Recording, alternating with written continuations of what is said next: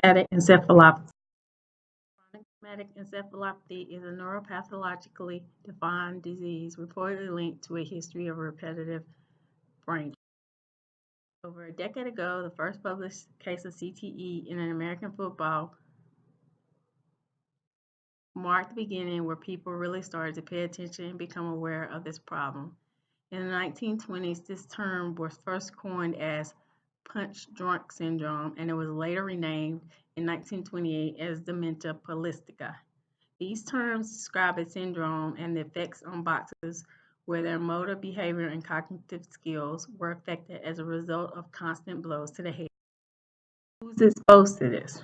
TBI has become a major public health issue, and gender has a significant effect on both men and women who experience these injuries. The majority of the studies that we hear about are done on the male population because they have a higher incidence of traumatic brain injury. And why is this? We discussed earlier in the semester, society has defined male and female and given them specific roles. Men were usually the ones playing the physical sports, while girls were singing in the chorus or cheerleading. Sports are physical and competitive, which are characteristics we generally associate with men.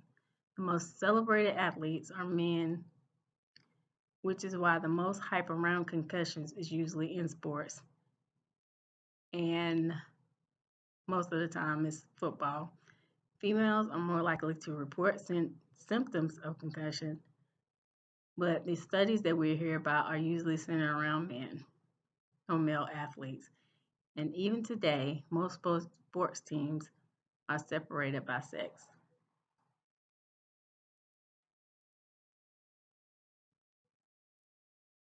The signs and symptoms include memory loss, speech, and executive dysfunction, mood changes, which include depression, apathy, and suicidal thoughts, behavior changes, which could include aggression, increased violence, and disinhibition. And if you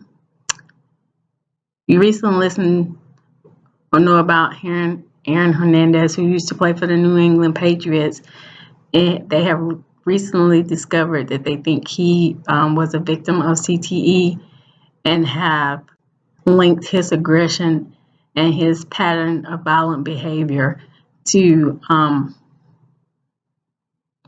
trauma that happened on the field and the constant impact of blows to his head during the physical contact of football. I have included here a picture where you can see that the two men are on the football field and their helmets are coming in contact with each other. This is now a violation in football league and will probably be called by the officials because now it's kind of illegal for you to headbutt or intentionally hit someone in the head during the sport. Veterans suffer from head injuries due to battle or consistent trauma caused by loud sounds of the cannons or gunfire while in war or during battle. Muhammad Ali was a boxer who suffered from Parkinson's disease, and this was in part due to the fact that he was a boxer and suffered from several blows to his head, which caused him to have some injuries that led to him eventually getting this disease.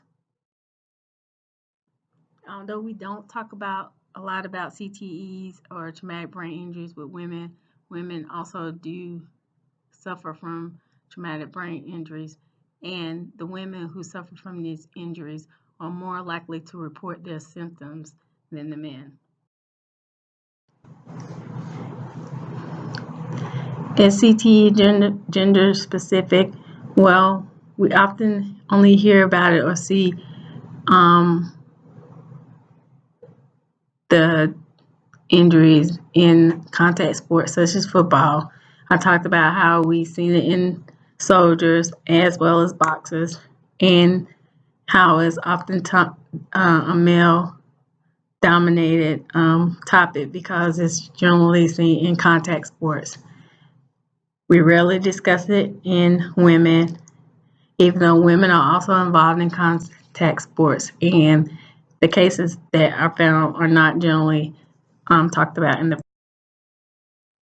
Does race or socioeconomic status and educational level affect who gets CTE? There is no race or specific socioeconomic class or educational class that is at a higher risk of getting CTE. However, if you are of a poor class and may not make as much money, you are more likely to ignore your symptoms and not seek professional help, which in turn means that more poor people or those of a lower socioeconomic status might not seek the help they need, thus making their injuries a little more critical than those who have access to proper care. The Zachary Lentz Brain Project introduced legislation to help prevent athletes from returning to the field before they were cleared by a medical professional. It used to be that you get hit and they'll sit you on the sidelines and then give you maybe a day or so, or maybe even like a quarter, and they will let you go back in the game. Now, in the state of North Carolina, I know this is illegal. You have to go to a doctor. You will have to sit out for a couple of games, and you will have to return to the doctor and get a medical form saying that you are physically able to return to the field. And I am in total support of this legislation. I think it should be nationwide, even though right now I don't think it is. And I also am for a physician or a PA being at all athletic events in case of an emergency. Sometimes these physical trainers are not going to be able to give you an assessment like a doctor do. Even though I know they are trained in certain aspects of medicine, they are not physicians, and they're not going to be able to do some of the things that a doctor would be able to do if they were on site. And I am fully in support of having at least a PA or a nurse practitioner on the sidelines doing any